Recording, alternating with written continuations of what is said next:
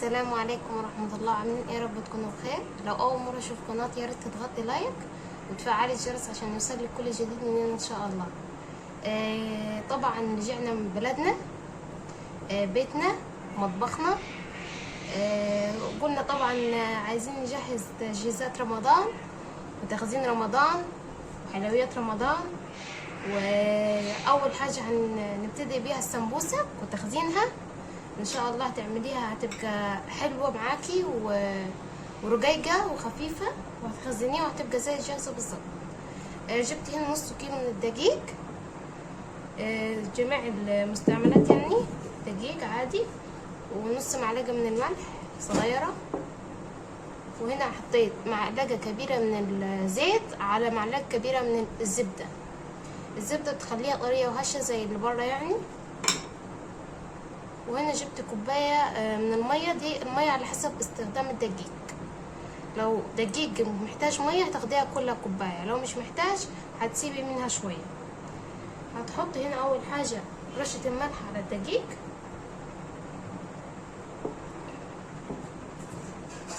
ونقلبها كده، نوزع كده الملح في الدقيق الاول. طبعا يا جماعه السمبوسك دي بتتخزن، وقت ما تحب تطلعيها بتطلعيها تحشيها وتقليها في الزيت. الزبده بتخليها طريه وهشه يعني. اهو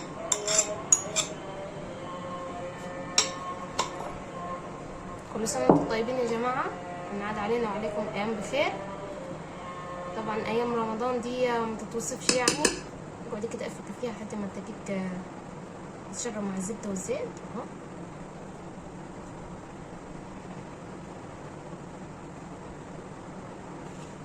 اهو حط كده معانا الميه شويه شويه، ما تحطهاش كلها. وايه نعجن بقى. عايزه تكتري تخليها كيلو، يبقى هتاخد معاك كوبايه ونص مثلا من الميه، على برضو معلقه مش مليانه جوه من الملح والزيت والزبده، يعني معلقه ونص زبده ومعلقه ونص زيت، مادام هتكتري الكميه.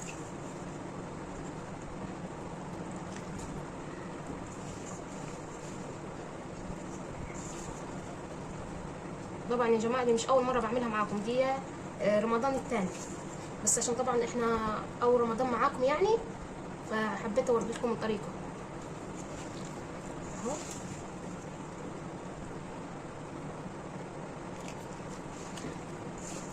ممكن كمان دقيق يحتاج ميه كمان فحطي عادي، بس انا مش عايزاها طريه قوي يعني. طبعا السمبوسك دي في ناس بتحشيها لحمه مفرومه، في ناس بتحشيها جبنه ولانشون، جبنه رومي ولانشون، في ناس بتحشيها جبنه موتزاريلا بتاعت البيتزا. براحتك، الحشو ده حسب الرغبه عندك او اختيارك انت يعني. انا بوريك الاساس وانت بقى ايه فنن الحشو ده مع نفسك بقى.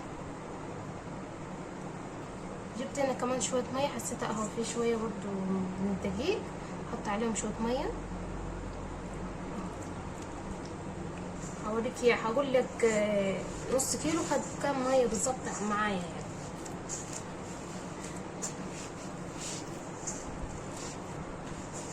تعملي الحاجه بايديكي وبيتك، وتفتح الفريزر تلاقي كل حاجه عندك يعني متوفره، ما تحتاريش تعملي ايه النهارده غدا وايه عشاء. لو عندك عزومه هتنفع معاكي برضو، تعملي طبق جانبي يعني، هتبقى تحفه معاكي. بدأت كده متخافيش تاكل هيتلم لان العجينه ناشفه. اقعدي بس اعجني فيها. هو في الفيديو يعني هفضل اعجن فيها لحد ما تلم وارجع لكم تاني، استنوني. بعد يا جماعه ما لميتها كده اهو، لمت معايا، قعدت اعجن فيها واتلمت معايا. النص كيلو خد معايا يعني كوبايه وربع او شويه عشان تتلم، مخدش على حجم الكوبايه دي. تمام، خد معايا كوبايه وشويه او كوبايه وربع. وبعد كده ما اتلمت اهو ملمس العجينه يعني ايه، ولا طريه خالص ولا ناشفه خالص يعني، ماشي اهو. هحولها كده في طبق معاكم اهو. اقعد كده الم فيها كده اهو من فوق كده شويه زيت عشان ما تنشفش، شويه بساط بس عشان ايه العجينه ما تنشفش معانا وتشكك يعني.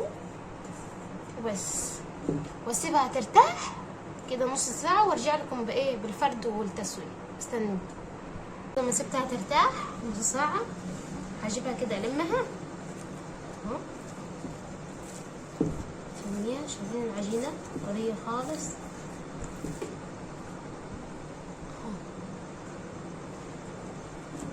اهو. اخد منيها كده ايه كوره كوره، لو عندك ميزان يبقى احسن، بس ايه عامل زي طريقه يعني العيش السوري اهو. لو حابه تعرف طريقه العيش السوري يا ريت تدخلي على قناتنا وهتشوفيها طريقه سهله جدا.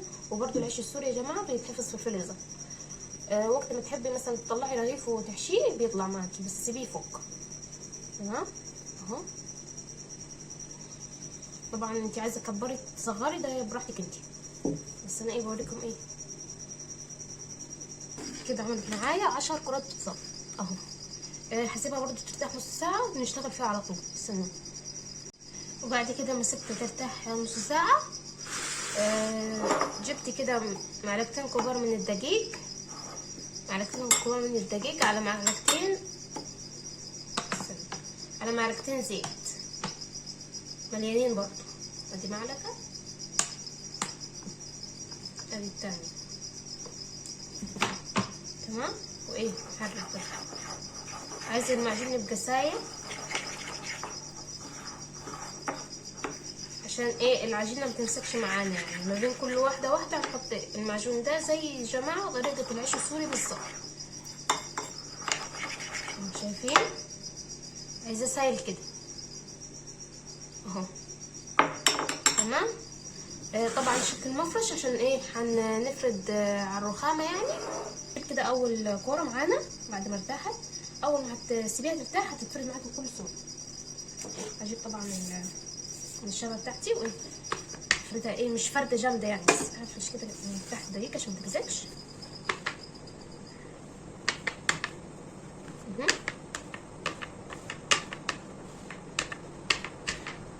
حاولي تخليها مدوره اهو. دي واحده هخلي ما بين يعني هخليهم 2 تمام. لو عايز تخليهم 3 ماشي، لكن الاسهل ليكي يعني والاضمن 2 هتبقى برضو مرقيقه يعني وخفيفه. هخليهم كده حجم واحد. عندي هنا طبعا يا جماعه عندي صينيه هقلبها. عندي صينيه هي كده، لا خليها هقلبها عشان ايه احطها في ظهرها يعني ماشي. اولع كده النار عليها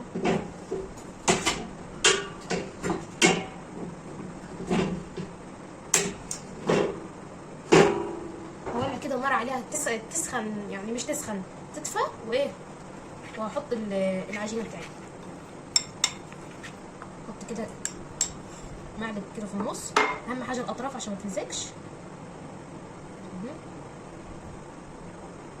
والله طريقتها اسهل مما يمكن يعني، بس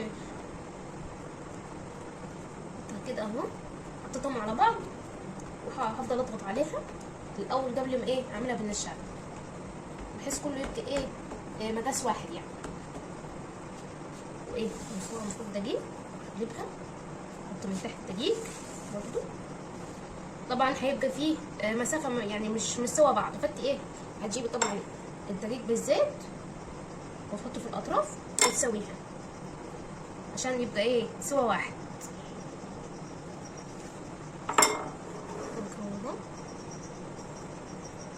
حط كده في الاطراف، اهم حاجه الاطراف عشان تطلع معاكي بسهوله، توصل الاطراف يعني.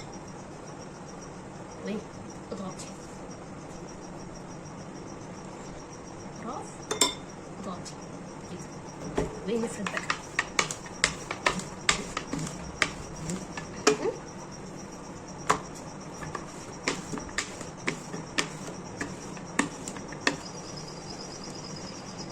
اهم حاجه تتوصل الدقيق عشان العجينه ما تلزقش اهو.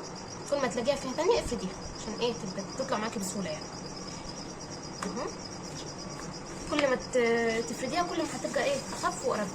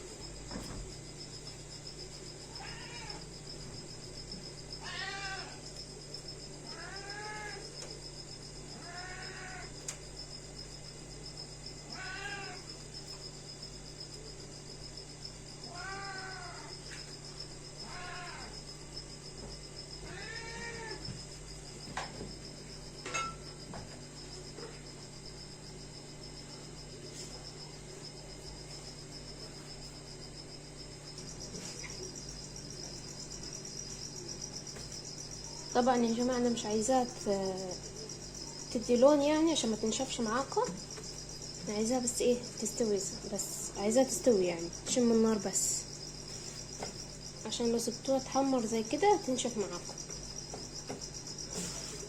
اهم حاجه في الجوانب حطي عليها النار، اهم حاجه تحطي عليها النار خالص براحتها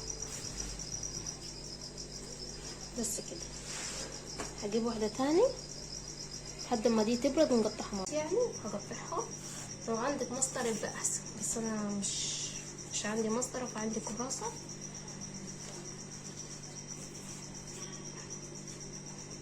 اهو. خلي كده حاولي كل واحده قد التانية.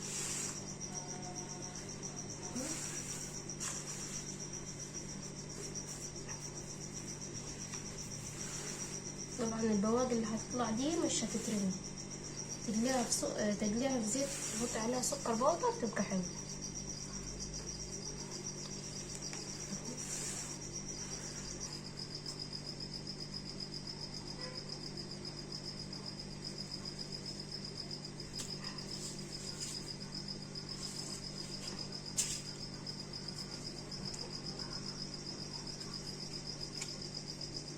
حطيهم على بعض عشان يبقوا ايه كل مقاس واحد.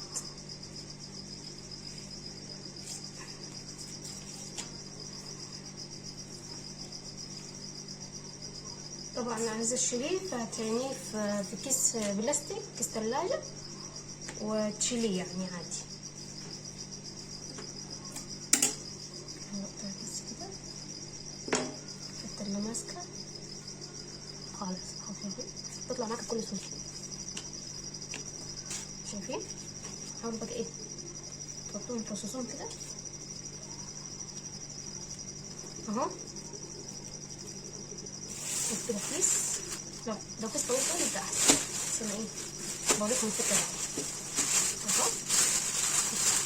طلع منه الجوه خالص تشديه كده اهو، حاولي تشديه كده اهو اهو. ادي سموسه وتحطيها في الفريزر، وقت ما تحب تطلع يعني وتحمر المدينه تطلعي سيبيها تفك وتحشيها وبالهنا والشفا. استنونا بقى بعد ما نقليها، استنوني.